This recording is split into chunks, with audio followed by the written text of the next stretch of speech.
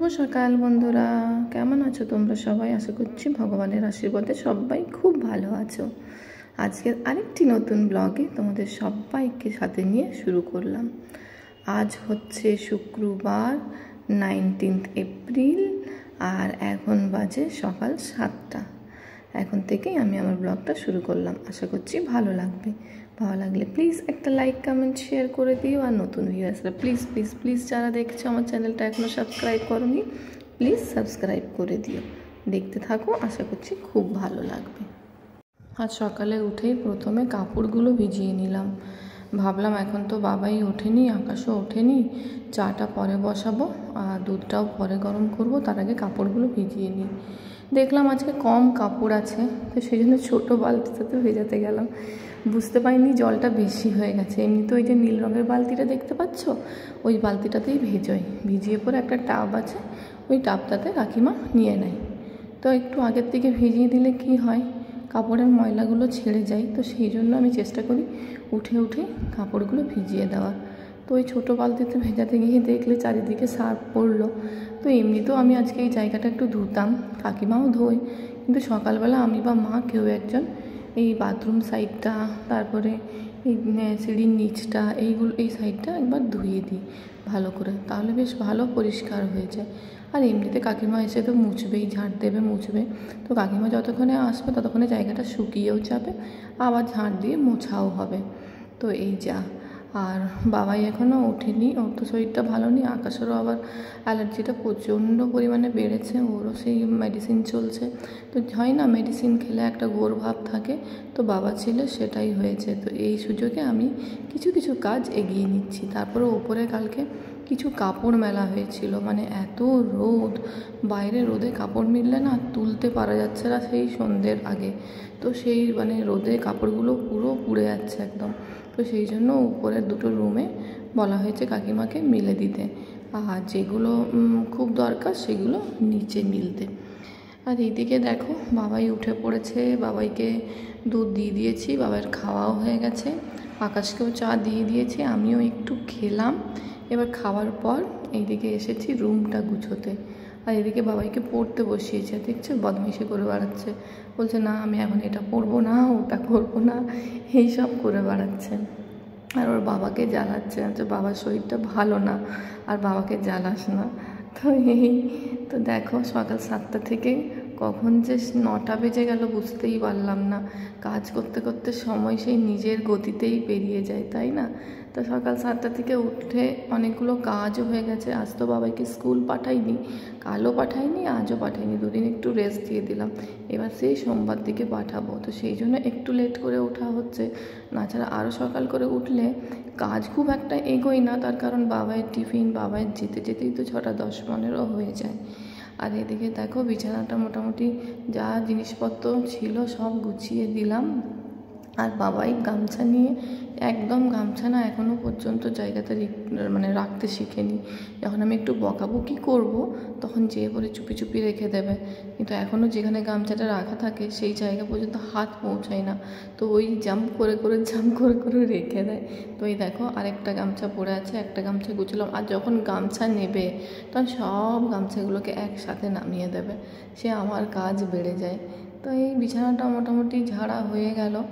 এরপর কিছু কাপড় চোপড় আছে, ভাবছি এখন তো সময় রয়েছে তাই কাপড় চোপড়গুলো গুছিয়ে নিই, না ছাড়া সেই সন্ধ্যেবেলা বাবাইকে পড়তে বসিয়ে খুব চাপ হয়ে যায়। মানে পড়তে বসানো মানে ওর কাছে থাকা, এই হচ্ছে ব্যাপার। তো এখন দেখো কিছু স্পেলিং ওকে লার্ন করতে দিয়েছিলাম, সেগুলো লার্ন হয়ে গেছে। তো বলছে মা তুমি তো কাজ করছো, করো, আমি বাবাকে ওগুলো ধরিয়ে নিচ্ছি। তো এখন উঠেছেন, উঠে পড়ে ওর বাবাকে বলছে আমাকে স্পেলিংটা একটু ধরে দাও তো। আর এদিকে ওর বাবা কাজ করছে, একটু খুব ইম্পর্টেন্ট ওর ডকুমেন্ট লিখছে, তো বলছে দাঁড়া একটু করে দিচ্ছি। আর এই শাড়িটা সেই দিন পরেছিলাম, ওই রামনবমীর দিন পরেছিলাম, তারপর কাচতে দিয়েছিলাম কাকিমাকে, কিন্তু দেখো কত জড়ো জড়ো হয়ে গেছে। তো হয়তো পাট করে রেখে দিই, তারপর আয়রন করতে দেবো। আর এখন চলে এসেছি রান্নাঘরে। বাবাইয়ের এখনও খাওয়ার না সেরকম রুচি ফেরেনি, সেই জন্য একটু আলু মাখা করলাম, তার মধ্যে একটু গোলমরিচ, একটু চিজ, একটু মানে ওই বিট নুন এইসবই দিলাম, মানে সিম্পল করলাম। আজকে শুক্রবার দিন আমরা পেঁয়াজ রসুন এমনিতেই খাই না, সিম্পলভাবে করে আলু মাখাটা একটু হালকা বাটারে একটু শর্ট করে নিয়েছিলাম। আর এখন এই যে পাউরুটির মধ্যে পাউরুটিগুলো জাস্ট নর্মালি সেঁকেছি, একটু সেঁকে নিয়েছি, সেঁকে পর ওর মধ্যে পুরটা ভরে দিলাম। আর ভরে দেওয়ার পর সামান্য একটু বাটার দিয়ে বাবাইকে প্রথমে এই যে সেঁকে দিচ্ছি দুদিকটা, কারণ কি ওর একদম খাওয়ার ইচ্ছে নেই, তো সেই জন্য জিজ্ঞেসও করিনি কী খাবি। যদি জিজ্ঞেস করি না যে কী খাবি, তাহলে বলবে কিছু খাবো না, খাওয়ার ইচ্ছে নেই। তো ভাবলাম ও স্যান্ডউইচ খেতে ভালোবাসে, তবুও আমি বলেছিলাম রোল বানিয়ে দেবো, রোল খেতে খুব ভালোবাসে। না, আমার রোল খেতে একদম ইচ্ছে করছে না। তো ভাবলাম থাক, স্যান্ডউইচ হলে সবারই খাওয়া যাবে, রোল হলে তো আমরা খেতে পারবো না, শুধু বাবাইকেই দেওয়া যাবে। তো সেই জন্য আজকে বাবাইকে এই যে টিফিনে স্যান্ডউইচটা বানিয়ে দিলাম। আর ওটাকে না একটু ওই 2 পিস করে কেটে দিতে হবে, না কী করবে জানো তো, ওই ধারগুলো আর কিছুতেই খাবে না। আর এদিকে দেখো একটু পোস্ত ভিজিয়েছি, ভাবছি দুপুরবেলা আজকে একদম সিম্পল রান্না করব, সেটাও তোমাদের সাথে শেয়ার করব, দেখবে। আর তার সাথে বাবাইকে একটু মেয়োনিজ দিয়ে দেবো, বললাম যে চিজ দিয়ে দেবো, তো বললো না এত হেভি করো না, আলুটাতে তো চিজ দিয়েছিলে, আর ওপরে চিজ দিয়ে পরে ওটাকে মানে সেঁকে নিতে হবে না, সিম্পল করেই দাও। পুরোটা খাবেও নাকি সেটাও ঠিক নেই। তো এই বাবাই টিফিন দিয়ে দিয়েছে, এখন 10টা 10 বাজছে। এমনিতেও তো লেট করে উঠেছিল, দুধটা লেট করে খেয়েছে, তো সেই জন্য ভাবলাম থাক 10টা 10-15 বাজুক, তখনই দেবো। তো সেই জন্য এখনই এই যে হয়ে গেছে বাবাইয়ের টিফিন, বাবাইকে এবারে খাইয়ে আসি। বাবাইকে খাওয়ানো হয়ে গেছে, খাওয়ানোর পর ভাবছি আকাশকেও টিফিনটা দিয়ে দিই। এত গরম, আর গরমের মধ্যে মানে কীভাবে যে কাজ করা, সে সত্যি যারা করে সবাই বোঝে। মানে আমি বলছি না যে আমিই বুঝি, যারা যারা এই গরমের মধ্যে সারা দিন, সে সকাল থেকে উঠে থেকে একদম পুরো দুপুরবেলা পর্যন্ত কাজ করে, তারা সবাই বুঝতে পারে যে এই গরমে কতটা কষ্ট। আর তোমাদের ওখানে এখন কত টেম্পারেচার? আমাদের এখানে তো এখন কখনো 42, 43, 49ও পেরিয়ে যাচ্ছে। আর আজকে তো প্রচণ্ড লু দিয়েছে, তার সাথে হাওয়া, এত গরম হাওয়া, বাইরের দরজাটা কন্টিনিউ আওয়াজ হয়ে যাচ্ছে। বারবার আমি ভাবছি হয়তো কেউ নক করছে। আমি বাইরেও খেতে মানে ডাইনিং টেবিলে বসে বসে খাবার খাচ্ছিলাম, খেতে খেতে যেন মনে হচ্ছে কেউ নক করছে। বারবার করে বলছে কেউ এসেছে, দরজা খুলবো? তো মা বলছে না, এত জোরে হাওয়া দিয়েছে না, হাওয়া দেওয়ার জন্যই দরজাটা বারবার এত জোরে ধাক্কা দিচ্ছে। আমি বুঝতে পারছি একটা লোহার বড় দরজা, সেটা মানে এত জোরে হাওয়া দিয়েছে, মানে এই গ্রীষ্মকালে এত জোরে হাওয়া ভাবা যায় না। আর এই গরমটা বলছে এখন থাকবে নাকি 1 সপ্তাহ পর্যন্ত, জানি না কী হবে। তো আকাশকে দিয়ে দিয়েছি, আমিও খেয়ে নিলাম, খাওয়া কমপ্লিট। আর এরপর চলে এসেছি আবার রান্নাঘরে, কারণ কি রান্নাঘরেই তো সব। এই কড়াইটা ছিল বাইরে, তো ওখান থেকে নিয়ে এলাম। এরপর দুপুরের রান্নাটা শুরু করব। আমি জানি আমার মতো অনেক হাউসওয়াইফ আছে যারা আমার মতন এরকম ব্লগ করতে ভালোবাসো, তো আমি তাদের কাছে আজকে একটা কোশ্চেন করব, ভিউয়ার্সদের কাছে নয়। মানে আমি জানি অনেক ব্লগার্সও আছে আমার মতো, যারা আমার ভিডিও হয়তো দেখে, তাদেরকেও অনেক ধন্যবাদ। শুধু তাদের কাছে একটাই প্রশ্ন, এই যে তোমরা প্রতিদিন ভিডিও করছো, এত কাজের মাঝে এত কাজ করছো, তারপর যে ভিডিও করো, তারপর ভিডিও শ্যুট করে ওটাকে এডিট করো, তারপর ওটার জন্য থাম্বনেল বানানো, টাইটেল বানানো, মানে ভিডিওর পেছনে যে এত সময় দিতে, এত কাজ দিতে হয়, তারপর ওটা আপলোড করো। আপলোড করার পর ওটা যখন দেখো যে সেই রকম ভিউজ আসছে না, দিনের পর দিন দিচ্ছ, তোমাদের কোনোদিনও মন ভেঙে যায় বা কোনোদিনও খারাপ লাগে কিছু? আমার কিন্তু খুব একটা লাগে না, জানো তো, কারণ আমি জানি যে আজ না হয় কাল আমি সফল হবই। মানে এটা আমার মনের একটা জেদ। সব রকম কাজেই মানে কী বলো তো, সব কাজেরই একটা সুন্দরতা বের করা দরকার, তবেই সেই কাজটা তুমি মন দিয়ে করতে পারবে। না ছাড়া সেই কাজটা কোনো মতেই করা পসিবল নয়। যদি সেটাতে তোমার অনীহা চলে আসে বা সেটাতে তোমার কোনো খারাপ লাগা চলে আসে না, সেই কাজটাতে তুমি একদম এনার্জি পাবে না। তো আমার ভিডিওতেও খুব একটা যে ভিউজ আসে তা নয়, একদমই ভিউজ আসে না, ঠিক আছে।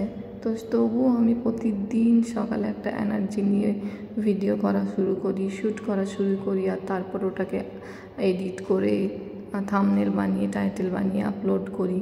প্রতিদিন একটা নতুন সকাল আসে, আর প্রতিদিন মনে একটা নতুন আশা জন্মায় যে আজ না হয় কাল আমি ঠিক সফল হব।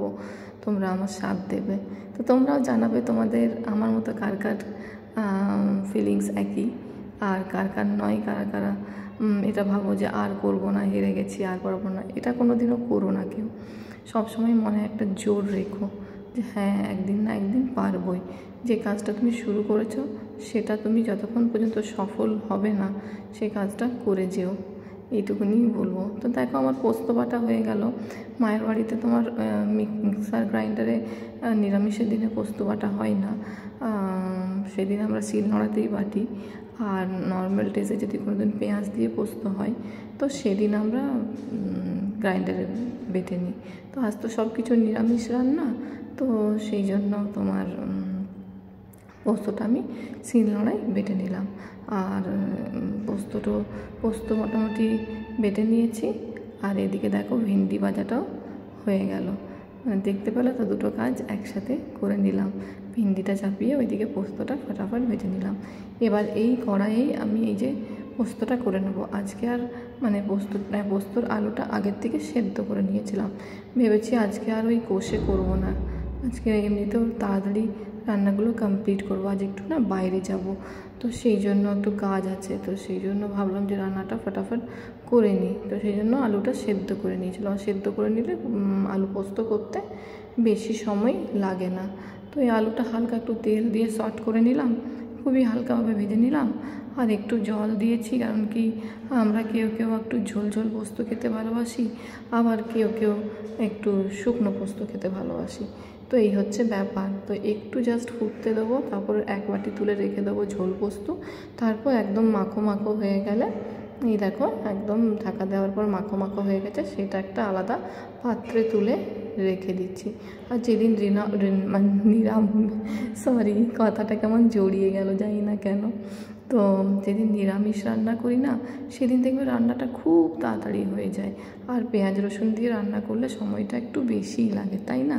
তো আজকে ওই জন্য দেখো ফটাফট রান্না হয়ে গেল। এখন ওই বাজছে 11টা মতো, তার মধ্যে এতগুলো রান্না হয়ে গেল। আর এটা হচ্ছে লাউ পোস্ত বাবার জন্য, কারণ কি বাবার তো আলু পোস্ত চলবে না, সুগার আছে বাবার। তো সেই জন্য বাবার জন্য অল্প মতো লাউ পোস্ত করে দিলাম। তো ওইদিকে ভেন্ডি ভাজা হয়ে গেছে, মা ভাত বসিয়ে দিয়েছে অলরেডি, আর আলু পোস্ত হয়ে গেছে।